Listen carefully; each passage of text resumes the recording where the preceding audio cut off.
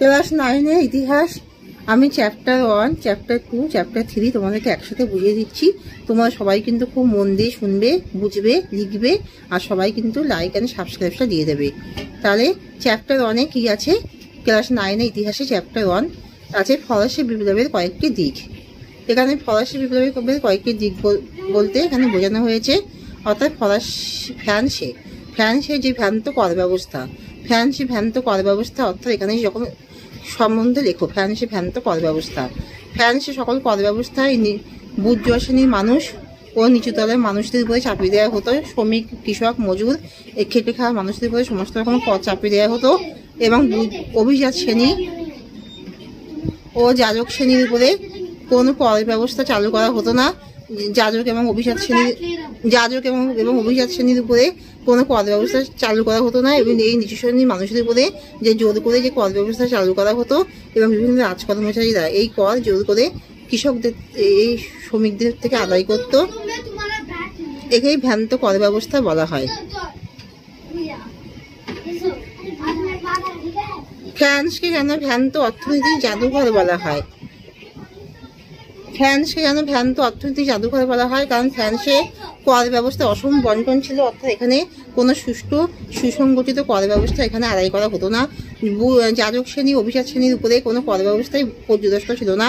99% কর ব্যবস্থা নিচুতলার মানুষ, শ্রমিক ও খেটে খাওয়া মানুষদের উপরে জোর করে স্বেচ্ছাচারমূলক পদ্ধতিতে জবরদস্তি বিভিন্ন রাজকর্মচারীদের মাধ্যমে চুপ করো বাবু, আমি বলাচ্ছি, রাজকর্মচারীদের মাধ্যমে জোর করে কর আদায় করা হতো। চুপ করো। রাজকর্মচারীদের মাধ্যমে জোর করে গরিব মানুষদের থেকে জোর করে কর আদায় করা হতো। তাই ফ্রান্সকে বলা হতো ভ্রান্ত অর্থনীতির জাদুঘর। আর ফ্রান্সকে কেন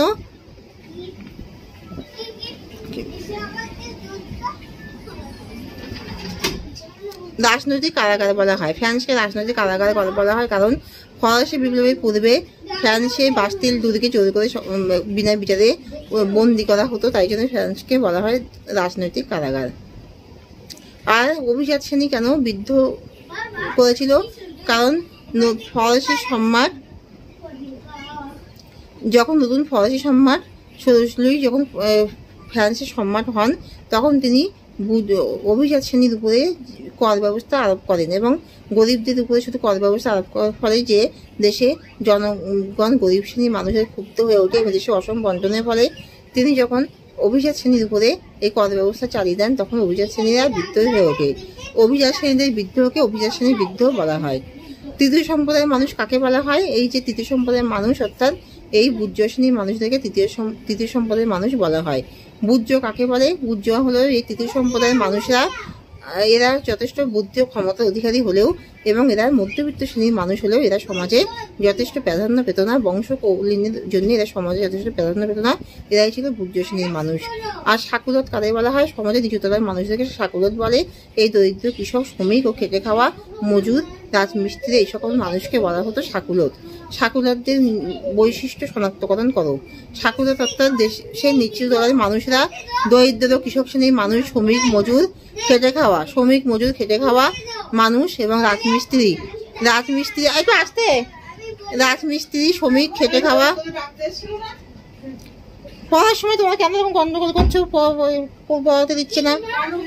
না, শ্রমিক, কৃষক, খেটে খাওয়া মানুষ, দরিদ্র, শ্রমিক, কৃষক, খেটে খাওয়া মানুষ, দরিদ্র ও নিচুতলার মানুষ, রাজমিস্ত্রি প্রমুখকে বলা হতো সাকুলত। এরা থাকতো অপরিচ্ছন্ন, অপরিষ্কার স্থানে, এবং সমাজে উচ্চতলার মানুষরা এদেরকে ঘৃণা করতো, এদেরকে অস্পৃশ্য বলে মনে করতো, এবং এদেরকে কেউ কোনো সম্মান দিত না, এবং এদের উপরে জোর করে অতিরিক্ত করের বোঝা চাপিয়ে দেওয়া হতো।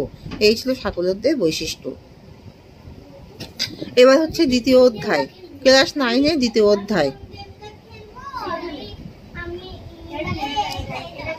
রাজতন্ত্র ও জাতীয়তাবাদী সংঘাত। ফরাসি বিপ্লব, রাজনৈতিক ও জাতীয়তাবাদী সংঘাত। ফ্রান্স, নেপোলিয়নের সাম্রাজ্য ও জাতীয়তাবাদ। তাহলে দ্বিতীয় অধ্যায় হলো, ক্লাস 9-এর দ্বিতীয় অধ্যায় হলো ফরাসি বিপ্লব, নেপোলিয়নের সাম্রাজ্য। ফরাসি বিপ্লব, নেপোলিয়নের সাম্রাজ্য ও জাতীয়তাবাদ। তাহলে এখানে ফরাসি বিপ্লবের সাথে কেন নেপোলিয়নের সাম্রাজ্যের মধ্যে আদর্শগত সংঘাত দেখা দেয়?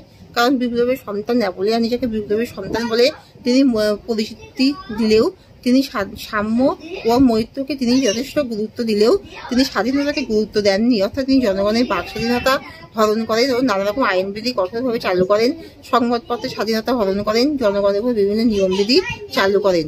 ফলে নেপোলিয়নের বিরুদ্ধে জনগণ ক্ষুব্ধ হয়ে ওঠে এবং নেপোলিয়নের সাথে এই বিপ্লবী আদর্শের মধ্যে সংঘাত দেখা দেয়।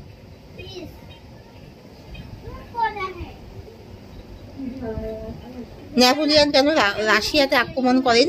কারণ রাশিয়ার সাথে নেপোলিয়নের যে তিলসিটের সন্ধি হয়েছিল, 1840 খ্রিস্টাব্দে নেপোলিয়ন সাম্রাজ্যের অধীশ্বর হন এবং নেপোলিয়ন নিজের দলের লোকদের মধ্যে নিজের আত্মীয় স্বজনদেরকে বিভিন্ন রাষ্ট্রে বিভিন্ন ক্ষমতায় আরোপ করেন। ফলে অধিকাংশ ফ্রান্সে নেপোলিয়নের বিরুদ্ধে একটা অসন্তোষের সৃষ্টি হয়। আর নেপোলিয়ন কেন রাশিয়া আক্রমণ করেন? কারণ রাশিয়ার সাথে নেপোলিয়নের যে তিলসিটের সন্ধি হয়েছিল, সেই তিলসিটের সন্ধির ফলস্বরূপ নেপোলিয়ন রাশিয়া জারকে বলেছেন যে তিনি যেন মহাদেশীয় অবরোধ প্রথায় যোগদান করেন এবং রাশিয়ার জারও নেপোলিয়নকে বলেন যে রাশিয়া যখন তুরস্কে অভিযান করবে তখন সৈন্য সামন্ত দিয়ে যেন নেপোলিয়ন তাকে সাহায্য করেন। কিন্তু রাশিয়ার জার মহাদেশীয় অবরোধ প্রথায় যোগদান করলেও নেপোলিয়ন কিন্তু তুরস্ক আক্রমণের সময়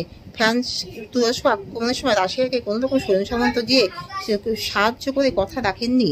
ফলে উভয়ের মধ্যে দ্বন্দ্ব ও বিবাদ দেখা দেয় এবং যখন নেপোলিয়ন অস্ট্রিয়ার রাজকন্যা লুই মারিসাকে বিবাহ করেন তখন রাশিয়ার জার আতঙ্কিত হয়ে যায়, কারণ অস্ট্রিয়ার সাথে নেপোলিয়নের বন্ধুত্ব চরম আকার ধারণ করে।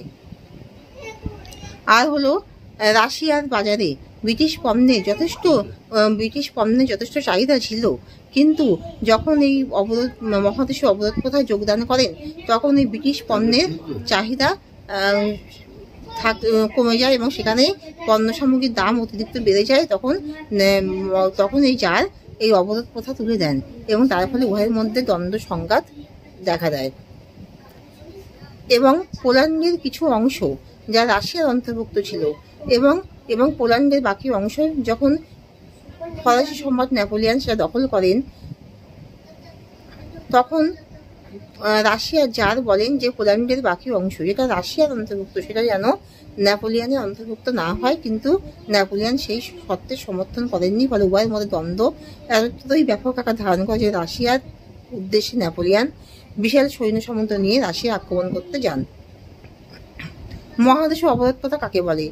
নেপোলিয়ন যখন ইংল্যান্ডের সঙ্গে তিলসিটের যুদ্ধে ইংল্যান্ডের সাথে যখন পারেননি, অথবা ইংল্যান্ডকে যখন পরাজিত করতে পারেননি, তখন তিনি বাণিজ্যিকভাবে অর্থনৈতিক দিক থেকে ইংল্যান্ডকে ক্ষতিগ্রস্ত করার চেষ্টা করেন এবং তিনি এই নির্দেশ দেন যাতে ইংল্যান্ডের কোনো পণ্য সামগ্রী জাহাজ ফ্রান্সের বন্দরে বা ইউরোপের অন্যান্য বন্দরে আসতে না পারে এবং যদি আসে তো সেটাকে বাতিল করে দেওয়া হবে। এবং তখন ইংল্যান্ডও কাউন্সিল জারি করেন যে ফ্রান্সের কোনো জাহাজও ইংল্যান্ডের বাজারে বা তার মিত্রশক্তির সামগ্রীর বাজারে যেতে পারবে না, তাকে বাতিল করে দেওয়া হবে। একেই মহাদেশীয় অবরোধ প্রথা বলা হয়। এইভাবে তিনি ইংল্যান্ডের সকল পণ্য সামগ্রী জাহাজকে ইউরোপীয় বন্দরগুলিতে আসতে বাতিল বা নিষিদ্ধ করে অর্থনৈতিক দিক থেকে ইংল্যান্ডকে দুর্বল করার চেষ্টা করেন। একেই মহাদেশীয় অবরোধ প্রথা বলা হয়। লিপজিগের সন্ধি হলো এই ইংল্যান্ড ও তার মিত্রশক্তি অস্ট্রিয়া, রাশিয়া, প্রাশিয়া প্রমুখের সাথে যে যুদ্ধে ফ্রান্স পরাজিত হয় একেই বলা হয় লিপজিগের সন্ধি।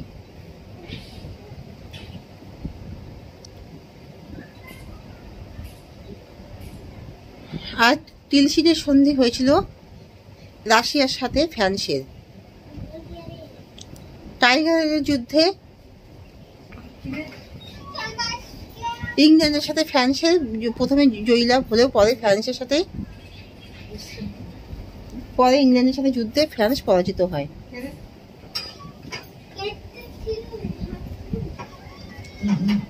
ওয়াটারলু যুদ্ধে নেপোলিয়ন যখন ইংল্যান্ড ও তার মিত্রশক্তি অস্ট্রিয়া, রাশিয়া, প্রাশিয়া,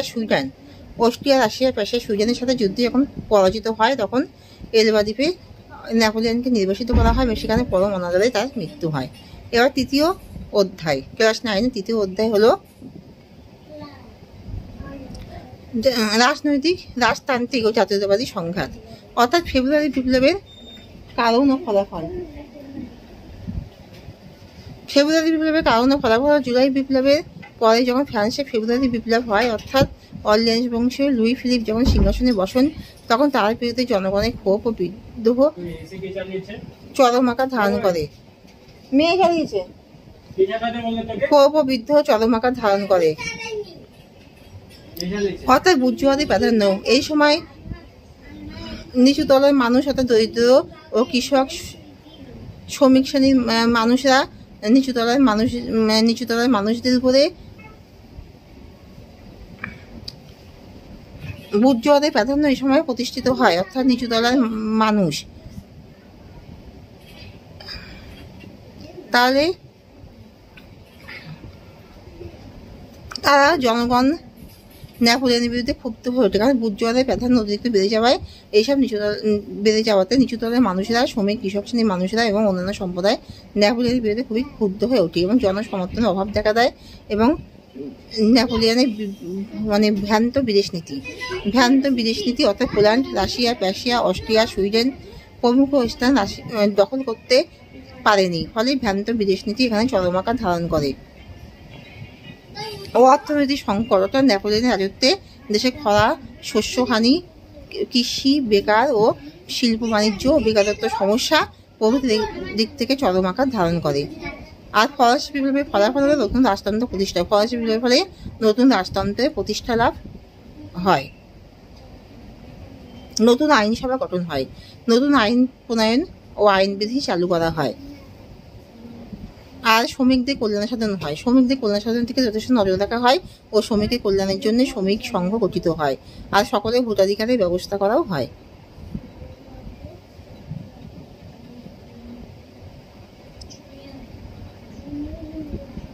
বিসমার্কের রক্ত লৌহ নীতি। বিসমার্ক জার্মানির ঐক্য ও জার্মানিকে সুসংগঠিতভাবে শক্তিশালীভাবে গড়ে তোলার জন্য তার রক্ত ও লৌহ নীতিকে অত্যন্ত গুরুত্ব দেওয়া হয়েছে, অর্থাৎ তিনি সাম্য, স্বাধীনতা ও নীরবে নিরস্ত্র বিপ্লবের পরিবর্তে তিনি রক্ত লৌহ নীতি অর্থাৎ সশস্ত্র সংগ্রামের মাধ্যমে বৈদেশিক শক্তির সাহায্য নিয়ে তিনি কিভাবে জার্মানিকে যথেষ্ট সামরিক দিক থেকে আস্থা রেখে যথেষ্ট শক্তিশালী করার জন্য তার রক্ত লৌহ নীতিকে তিনি গুরুত্ব দিয়েছেন। নতুন রাজতন্ত্র প্রতিষ্ঠা, অর্থাৎ পার্সিয়ার রাজতন্ত্রে নতুন সাম্রাজ্যের সময় তিনি নতুন রাজতন্ত্র বিসমার্ক নতুন রাজতন্ত্র গঠনের মাধ্যমে তারা নতুনভাবে জার্মানিকে ঐক্যবদ্ধ করার চেষ্টা করেন এবং সামরিক শক্তির দিকে আস্থা। তিনি সামরিক শক্তির মাধ্যমে সশস্ত্র বিপ্লবের মাধ্যমে জার্মানিকে ঐক্যবদ্ধ করার চেষ্টা করেন, আর রক্ত লৌহ নীতির মাধ্যমে জার্মানিকে সশস্ত্র বিপ্লবের মাধ্যমে শক্তিশালীভাবে জার্মানিকে গড়ে তোলার দিকে যথেষ্ট নজর দেন। এবং ইটালির ঐক্য আন্দোলনে ম্যাচিনি, কাভুর ও গ্যারিবল্ডির ভূমিকা। ইটালিকে যথেষ্ট শক্তিশালী ঐক্যবদ্ধভাবে গড়ে তোলার জন্য ম্যাচিনি যথেষ্ট গুরুত্বপূর্ণ ভূমিকা গ্রহণ করেছিলেন। তিনি ইয়ং ইটালি দল গঠন করেন। ইয়ং ইটালি দলের উদ্দেশ্য ছিল যে বিদেশি শক্তির সহায়তায় এখানকার যুবকরা নিজেরা আত্মত্যাগের মাধ্যমে তারা সশস্ত্র সংগ্রামের মাধ্যমে ইটালিকে খণ্ড বিখণ্ড ইটালিকে ঐক্যবদ্ধ করে সুসংগঠিতভাবে গঠন করতে পারবে। আর গ্যারিবল্ডির ভূমিকা ইটালির ঐক্য আন্দোলনে গ্যারিবল্ডি ক্যাভুর প্রথমে বলছি। ক্যাভুরের ভূমিকা যথেষ্ট গুরুত্বপূর্ণ। ক্যাভুর এখানে যথেষ্ট শক্তিশালীভাবে গড়ে তোলার জন্য ইটালিকে ঐক্যবদ্ধভাবে গড়ে তোলার জন্য তিনি বৈদেশিক শক্তির সাহায্য নিয়েছিলেন। একদিকে যেমন বৈদেশিক শক্তির সাহায্য নিয়ে তিনি এখানে রাজতন্ত্র প্রতিষ্ঠা করেন, তেমনি উত্তর ইটালির অংশকে তিনি অস্ট্রিয়ার থেকে মুক্ত করে তিনি স্বাধীনভাবে সেখানে শক্তিশালীভাবে গড়ে তোলার চেষ্টা করেন। আর গ্যারিবল্ডির ভূমিকায় ম্যাচিনির ভাবশিষ্য গ্যারিবল্ডি ইটালির খণ্ড বিখণ্ড রাজ্যগুলিকে ঐক্যবদ্ধ করে সুসংগঠিত করে অস্ট্রিয়ার প্রাধান্য মুক্ত করে তাকে সুসংগঠিতভাবে একটি ঐক্যবদ্ধভাবে শক্তিশালীভাবে গড়ে তোলেন এবং সেখানে তিনি বৈদেশিক বুর্ব বংশকে সেখান থেকে বিতাড়িত করেন এবং দক্ষিণ ইটালির অংশ সিসিলি, ফিলিপসকে তিনি মুক্ত করেন এবং রোম ও ভেনেশিয়া বাদে সমগ্র ইটালিকে তিনি যথেষ্ট শক্তিশালী ঐক্যবদ্ধভাবে গড়ে তুলতে সহায়তা করেন। আর ভিয়েনা সম্মেলন নীতি হলো শক্তি ও সাম্য নীতি, ন্যায্য অধিকার নীতি ও অধিকারের নীতি, জনগণের অধিকারের নীতি। আর ভিয়েনা সম্মেলনের উদ্দেশ্য হলো রাজতান্ত্রিকভাবে ইউরোপকে যথেষ্ট সুসংগঠিতভাবে গড়ে তোলা আর নেপোলিয়নের রাজত্বের সময় যে সকল বংশকে বিচ্ছেদ করা হয়েছিল, বিতাড়িত করা হয়েছিল তাদেরকে পুনরায় ফিরিয়ে নিয়ে আসা আর নেপোলিয়নের রাজত্বকালে যে সকল অঞ্চল ধ্বংস হয়ে গেছিল, অর্থাৎ যে সকল অঞ্চলে ক্ষতি হয়েছিল, সেগুলোকে আবার সুসংগঠিতভাবে গড়ে তোলা। মেটারনিক ব্যবস্থা কাকে বলে? মেটারনিক 1815 থেকে 1848 খ্রিস্টাব্দ পর্যন্ত রাজতান্ত্রিক, অর্থাৎ ইউরোপের রাজতান্ত্রিক